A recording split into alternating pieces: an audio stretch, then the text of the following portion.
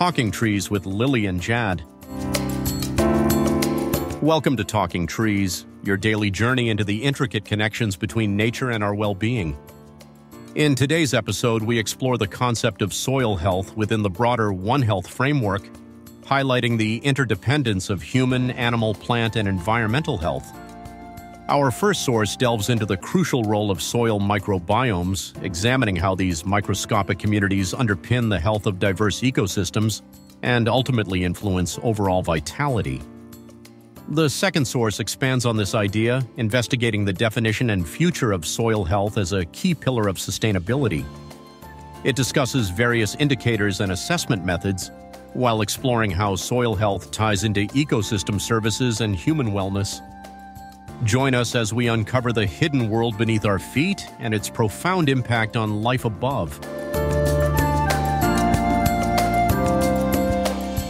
Hey everyone, and welcome to a deep dive into a world that's pretty much invisible, but totally essential for the work that we do as arborists. You got it. We're talking about the soil microbiome. Right, the soil microbiome, all those billions and billions of tiny organisms living in the soil. And I mean it when I say billions. I bet. You know, I've been looking at some research papers lately on this topic, soil microbiomes and One Health.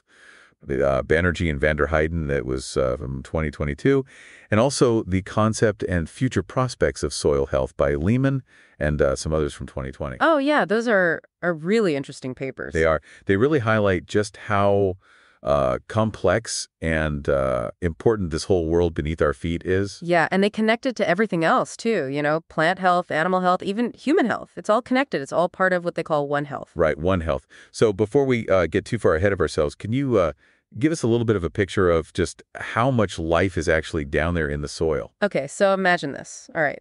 The soil holds the largest amount of global biomass, except for plants, of course. Of course. So besides plants, soil has the most, and bacteria are the most abundant, then fungi and archaea. More than animals. Oh, yeah, way more. The total number of microorganisms in a soil is larger than the biomass of all animals on Earth.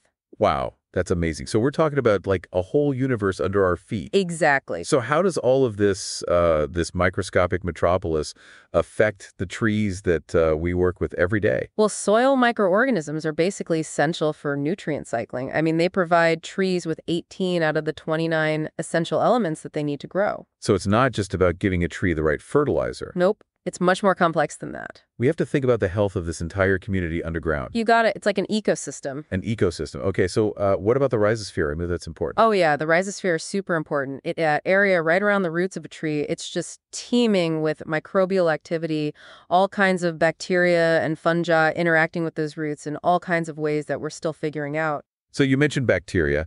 What are some of the things that different bacteria do in this rhizosphere ecosystem? Well, take Rhizobium bacteria, for example. They've got this symbiotic relationship with certain trees where they convert atmospheric nitrogen into a form that the trees can actually use. It's like a natural fertilizer factory right there in the soil. Wow. That's pretty cool. It is. And then you've got fungi, too. Fungi play a big role, especially mycorrhizal fungi. They're like these threads that extend way beyond the reach of the roots, and they help the tree access water and nutrients more efficiently. So it's like they're expanding the tree's feeding zone. You could say that. And in return, the tree provides the fungi with sugars from a photosynthesis, so it's a win-win. Mutually beneficial millions of years of evolution. Yeah, it's pretty amazing. So are there specific types of mycorrhizae that are better for certain trees? That's a good question. You know, because I know there are different types of mycorrhizae. Right. Well, like, for example, you have ectomycorrhizae. Those are commonly found on trees like pines and oaks and birches. They form this sheath around the root tips, and their hyphae extend out into the soil. Creating a huge network. Exactly. And then you've got arbuscular mycorrhizae. Those are found on a lot of different trees like maples and ash and fruit trees. They actually penetrate the root cells. They form these structures called arbuscules. Arbuscules, okay. And that's where the nutrient exchange happens. Wow. It seems like knowing the types of mycorrhizae that are associated with different tree species could really help us make better decisions about planting and care. Absolutely. The more you understand about these relationships, the better you can work with nature. Instead of against it. Right. It's about seeing soil as a living ecosystem.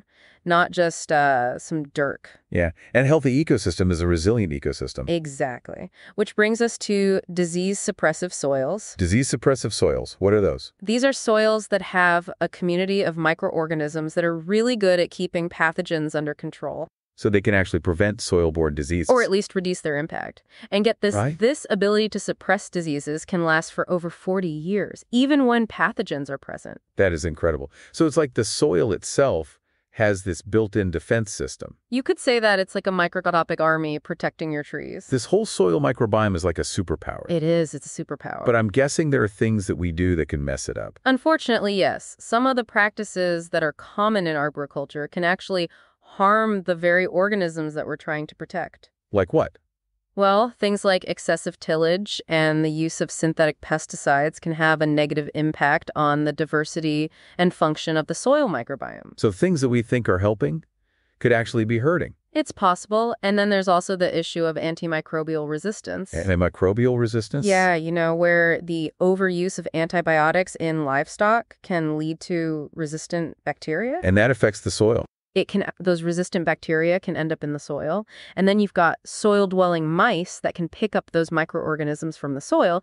And then farm animals graze and they ingest soil. Ingest soil. Yeah, they eat it. And it contributes to their rumen microbiome. Rumen microbiome, what's that? It's the first compartment of a cow's stomach. It's full of microorganisms that help break down plant material. Oh, okay. And it's estimated that up to 3% of a cow's rumen microbiome can come from ingested soil. So even a cow's digestion depends on healthy soil. It seems so. Wow.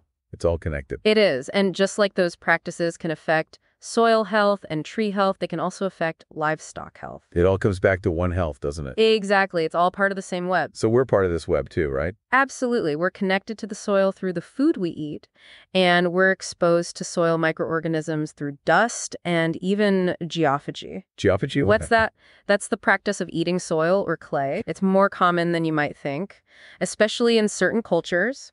Interesting. So the health of the soil is directly connected to our own health. It is, even in ways that we might not realize. We've covered a lot of ground here, this first part, from the abundance of life in the soil to the connections between soil microbes, trees, animals, and even ourselves. So what are some of the key takeaways that you want our listeners to remember from this part of our deep dive? I think the most important takeaway is that soil is alive. It's not just dirt, it's an ecosystem.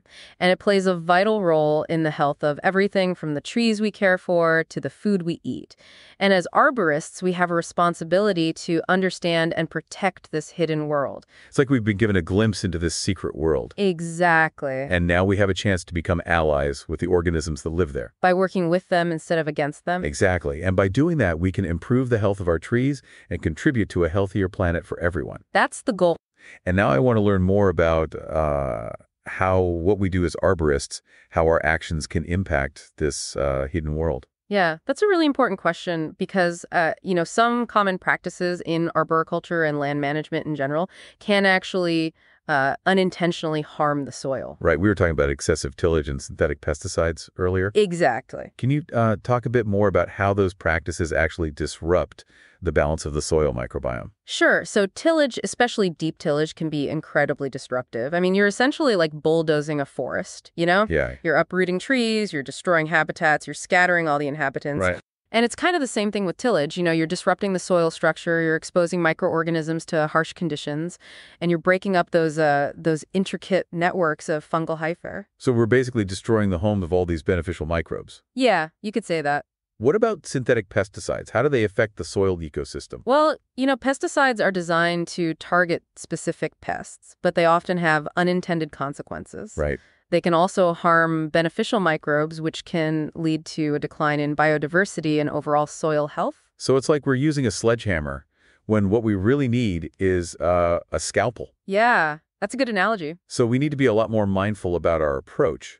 What are some things that we can do differently? What are some alternative practices that we can use that will actually promote a healthy soil microbiome? Well, one of the most important things is reducing or even eliminating tillage. Okay. Whenever possible. Less tillage? Yeah, minimizing soil disturbance allows those microbial communities to thrive, and it helps to maintain the soil structure. Right. Less disturbance, happier microbes. Exactly. And then another really valuable tool is incorporating organic amendments.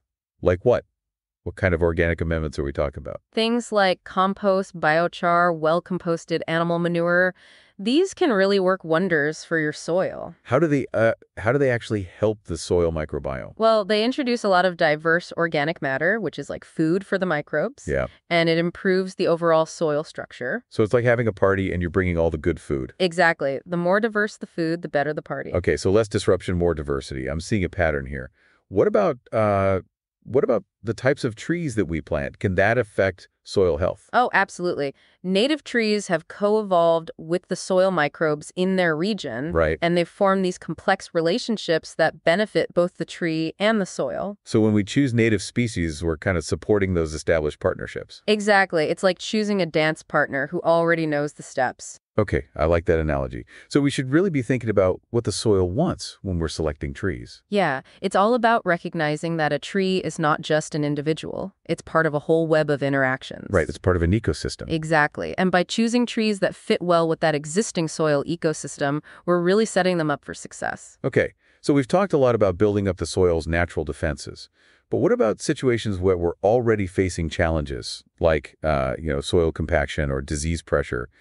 How can we address those issues while still making sure that we're not harming the soil? Well, even in those cases, we can use soil health-focused solutions. So for compaction, you can use aeration techniques to help improve drainage and oxygen flow. Okay. That creates a more hospitable environment for those beneficial microbes. So it's like we're giving the soil the tools it needs to heal itself. Exactly. And when it comes to disease, remember those disease-suppressive soils we talked about? Yeah. Well, by fostering a diverse and thriving microbial community, we can create conditions that naturally suppress pathogens. How do we actually do that in a practical sense, though? Well, diversity is key. So incorporating a variety of organic amendments, planting cover crops, choosing a mix of tree species can all help to create a more resilient soil ecosystem. It's kind of like building a diverse community. It is. It is. When everyone has different strengths and skills, the community as a whole is stronger and more adaptable. That's a great point.